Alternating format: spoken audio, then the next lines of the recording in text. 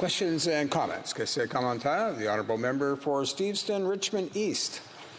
Well, thank you, Mr. Speaker. And again, I just want to join my colleagues here to wish you a happy retirement. And thank you for the role model that you've set for many of us freshman MPs here in this House here. Back to the speech my colleague had just provided, Battle River Crowfoot. He mentioned about the sanction that was actually laid on our member, the Shadow Minister for Foreign Affairs, and on the Conservative side. It's been observed that in many of Chinese countermeasure or sanction, they've been leveled on government officials, those who have power.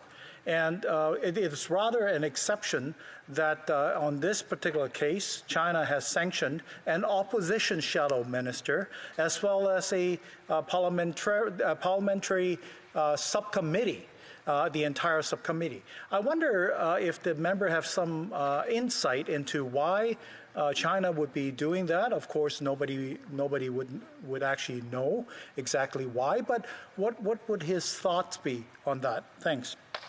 Member for Battle River Crowfoot.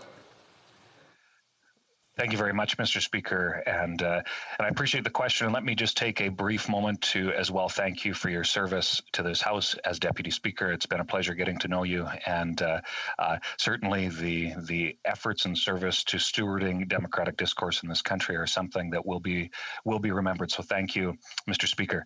And I appreciate the question because I think it touches on something that's very, very important.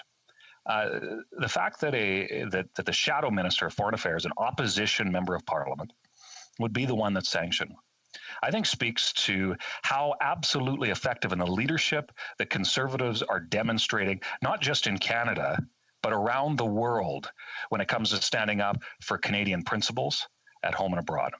And I think that it further speaks to the sanctioning of a committee that there is good work, and I will give credit where credit is due. There is good work being done by all members of that committee. And it is encouraging to see that that the principles of Canada, that the principles that I would hope we all hold dear, are being stood up for, and to see that that these sanctions were leveled means that we're asking the right and the tough questions, to demand accountability for a foreign state actor that is perpetuating injustices around the world and upon its own people. And it is absolutely essential that there be accountability for that.